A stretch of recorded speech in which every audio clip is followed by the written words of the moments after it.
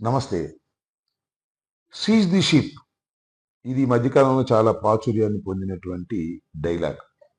Deputy CM Pawan Kalyan గారు PDS రైస్‌ని Kakinada anchoring పోర్టులో పట్టుకోవాలనే ఉద్దేశంతో వెళ్ళినప్పుడు జరిగినటువంటి సంఘటనలో ఇదొక ప్రాముఖ్యత పొందినటువంటి డైలాగ్.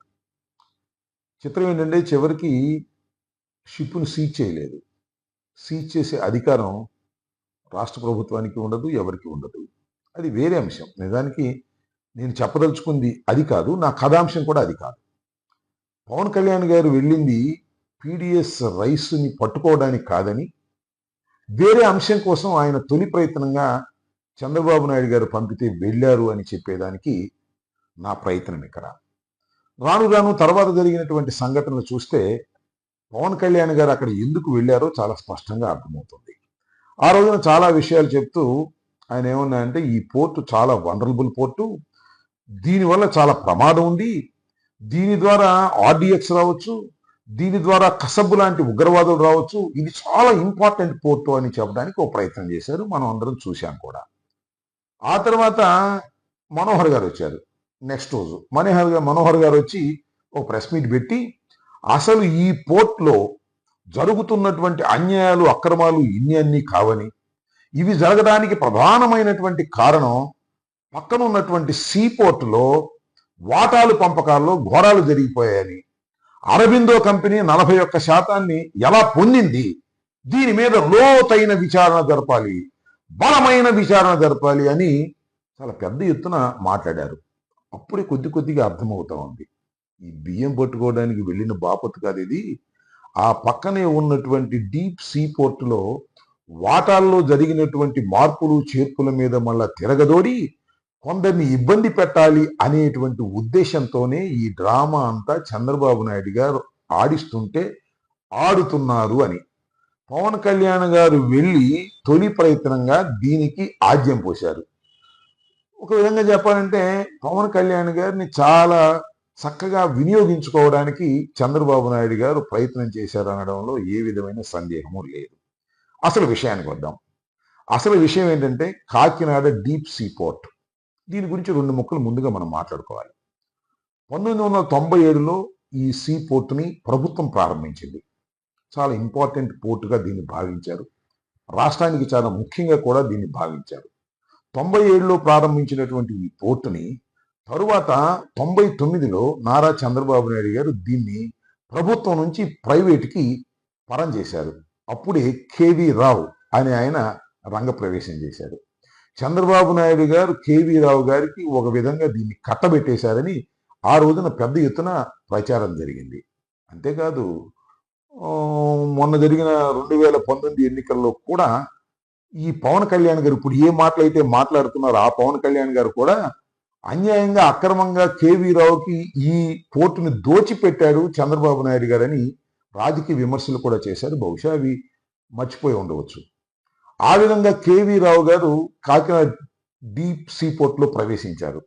ప్రభుత్వానికి ఏదో కొద్ది గొప్ప వాటా పెట్టి మొత్తం అంతా కేవీ రావు గారికి కట్టబెట్టేసి కేవీ రావు గారి ద్వారానే ఇదంతా నడిపించారు చంద్రబాబు నాయుడు గారు.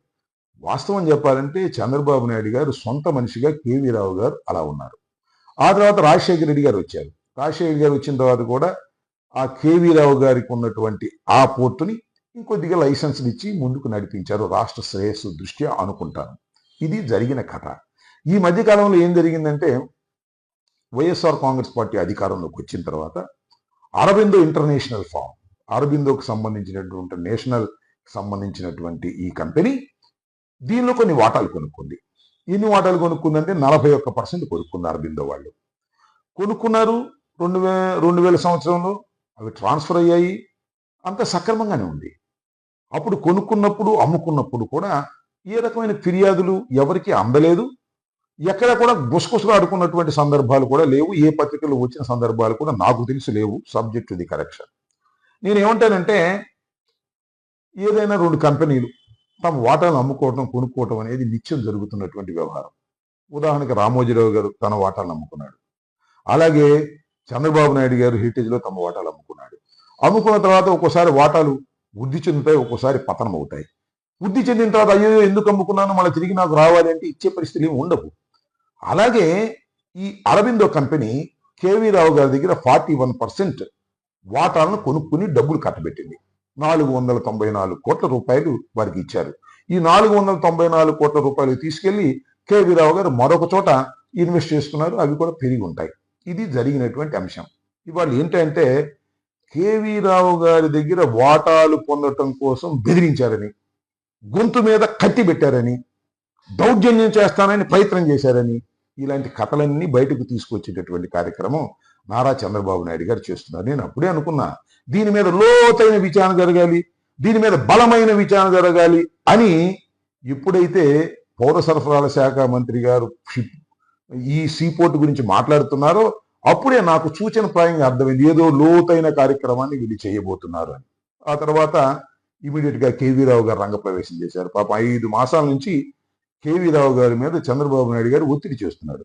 కేవీ రావు గారు మంచివాడే, నాకు కూడా తెలుసు. అప్పుడు చంద్రబాబు దగ్గర పని చేయించుకున్నాడు, రాజశేఖర రెడ్డి గారి దగ్గర పని చేయించుకున్నాడు, జగన్మోహన్ రెడ్డి గారి దగ్గర పని చేయించుకున్నాడు. ఒక వ్యాపారస్తుడిగా మంచివాడే. కాకపోతే చంద్రబాబు సామాజిక వర్గానికి సంబంధించినటువంటి వ్యక్తి కాబట్టి చంద్రబాబు నాయుడు గారు 5 నెలల నుంచి ఆయన్ని కన్విన్స్ చేశాడో, ఒత్తిడి చేశాడో, ఏం చేశాడో తెలియదు, కానీ ఆయన అంగీకరించిన తర్వాత ఈ డ్రామాకు తెరదీశారు. ఎమ్మటే మంగళగిరి వచ్చేసి ఆయన ఒక రిపోర్ట్ ఇచ్చాడు. రిపోర్ట్ ఇవ్వగానే తడువాయ కేసు కట్టేశారు. ఎవరి మీద? సుబ్బారెడ్డి గారి మీద, అలాగే మన విజయసాయి రెడ్డి గారి మీద, ఆయన అల్లుడి మీద, సుబ్బారెడ్డి గారి కొడుకు మీద, మొత్తం అంతా రెడ్డి సామాజిక వర్గానికి సంబంధించిన వారే ఇదంతా కూడా కొల్లగొట్టడానికి ప్రయత్నం చేశారు అనేటువంటి ఒక అభియోగం చేసి కేసు రిజిస్టర్ చేశారు. తర్వాత ఏం చేస్తారో మనకు తెలియదు అనుకోండి. కేసు రిజిస్టర్ చేసిన తర్వాత ఏదైనా చేయడానికి చంద్రబాబు గారి దగ్గర స్కోప్ ఉంది కాబట్టి ఏమైనా చేయవచ్చు. కానీ ఒకటి మాత్రం వాస్తవం, వాటాలు తారుమారు మాత్రం కావు. ఎందుకంటే ఇప్పుడైతే 2000 సంవత్సరంలో కేవీ రావు గారి మధ్యన, అరబిందో మధ్యన ఒడంబడిక జరిగిందో అప్పుడే వారు వ్యతిరేకించి ఉండాలి. నిజంగా వారి ఇష్టానికి వ్యతిరేకంగా జరిగి ఉంటే వారు వ్యతిరేకించాలి. వ్యతిరేకించడానికి చాలా పద్ధతులు ఉన్నాయి. ఎన్సిఎల్టీలోకి వెళ్ళి రిపోర్ట్ చేయవచ్చు, నేషనల్ కంపెనీ లా ట్రిబ్యునల్కి వెళ్ళి రిపోర్ట్ చేయవచ్చు. మొన్న జగన్మోహన్ రెడ్డి గారు కూడా తమ వాటాలకు సంబంధించినటువంటి విషయం మీద ఎన్సిఎల్టీకి వెళ్ళి రిపోర్ట్ కూడా చేశారు. అట్లాగే ఆర్ఓసికి వెళ్ళి రిజిస్ట్రేషన్ ఆఫ్ కంపెనీస్ కూడా వెళ్ళి ఈ లావాదేవీలు అనేవి బలవంతంగా జరుగుతున్నాయని రిపోర్ట్ చేయొచ్చు. అలాంటి రిపోర్ట్ చేసినటువంటి దాఖలాలు లేవు. అలా రిపోర్ట్ చేయడానికి ప్రయత్నం చేస్తే ఆపినటువంటి సందర్భాలు లేవు. ఇది ఉన్న విషయం. దీనిలో మనం గమనించాల్సింది ఏంటంటే, నిజంగా అరబిందో కంపెనీ కేవీ రావు గారి గొంతు మీద కత్తి పెట్టి చేయించుకుంటే 41% ఎందుకు చేయించుకోవాలి? మొత్తం 51% చేయించుకోవాలి కదా. కంపెనీ లా ప్రకారం ఏంటంటే 41% ఉండే వాళ్ళకి అది మేజర్ షేర్ కాదు. మేనేజ్మెంట్ అంతా కూడా 50 అబవ్ ఉన్న వాళ్ళ దగ్గరే ఉంటుంది. కేవీ రావు గారి దగ్గరే మేనేజ్మెంట్ ఉంది. ఆయనే ఎండి, ఆయన చెప్పిన వాళ్ళే సిఇఓ, అంతా ఆయన ఆధ్వర్యంలోనే నడుస్తుంది. అప్పులు లేదా అప్పులు సప్పులు ఉంటేనో లేకపోతే లాభాలు ఉంటేనో ఈ వాటాలుగా పంచుకుంటారు. దీన్ని తిరగదోడి ఏదో ఒక విధంగా జగన్మోహన్ రెడ్డి గారికి సన్నిహితంగా ఉన్న వారిని ఇబ్బంది పెట్టాలనేది ఒక అంశం. రెండో అంశం అంటే 2 సామాజిక వర్గాలకు సంబంధించినటువంటి అంశాలుగా దీన్ని ప్రజలు భావిస్తూ ఉన్నారు. ఒకటి, కేవీ రావు గారు చంద్రబాబు నాయుడు గారి సామాజిక వర్గానికి సంబంధించిన వ్యక్తి. వీరు జగన్మోహన్ రెడ్డి గారి సామాజిక వర్గానికి సంబంధించిన వారి వ్యక్తులు. వీళ్ళని ఏదో ఒక విధంగా ఇబ్బంది పెట్టాలని, ఆర్థికంగా నష్టం చేయాలని చంద్రబాబు నాయుడు గారు వేసినటువంటి పన్నాగం ఇది అనేది చాలా స్పష్టంగా అర్థమవుతుంది. బహుశా ఈ వాటాలన్నీ లాగేసుకుని వీలైతే లోకేష్కి ఇచ్చేయాలనో లేకపోతే తాను ఎత్తి పెట్టుకోవాలనో చేసేటటువంటి ప్రయత్నంలో భాగం అనేది కూడా చాలా స్పష్టంగా అక్కడ ఇక్కడ అనుకుంటున్నటువంటి సందర్భం. ఎందుకు ఈ విషయాలని నేను చెప్తున్నానంటే, చంద్రబాబు నాయుడు గారు పనిగట్టుకొని ఈ కార్యక్రమం చేసి ఇబ్బంది పెట్టి ఏదో ఒక విధంగా తిమ్మిని బొమ్మిని చేసి వాటాలను తారుమారు చేయాలనేటువంటి ఒక ప్రయత్నం చేస్తున్నారు. అది అసాధ్యమైనటువంటి ప్రయత్నం. ఈ ప్రయత్నాన్ని ప్రజలు గమనించాలని, ఇలాంటి చౌకబారు ఎత్తుగడలు వేసి వైఎస్ఆర్ కాంగ్రెస్ పార్టీ నాయకుల్ని, జగన్మోహన్ రెడ్డి గారికి సన్నిహితంగా ఉన్న వ్యక్తుల్ని అన్ని రకాలుగా ఆర్థికంగాను, ఫిజికల్ గాను, కేసుల పరంగాను ఇబ్బంది పెట్టాలనే కుట్రపూరితమైనటువంటి ప్రయత్నాలని మనం ఖండించాల్సినటువంటి అవసరం ఉంటుందనేది ఒక అంశం. రెండో అంశం ఏంటంటే, అటు కేవీ రావు గారికి ఇటు అరబిందోకి సంబంధించినటువంటి తగాదాలో చక్కగా పవన్ కళ్యాణ్ గారిని ఉపయోగించుకోవటంలో సఫలీకృతమయ్యాడు చంద్రబాబు నాయుడు గారు అనేది చాలా స్పష్టంగా అర్థమవుతున్నటువంటి అంశం. కాబట్టి ఈ విషయాలను ప్రజలు గమనించాలని, దీనిలో వాస్తవ అవాస్తవాలను కూడా తెలుసుకోవాలని ఈ సందర్భంగా మిమ్మల్ని కోరుతున్నాను. ధన్యవాదాలు.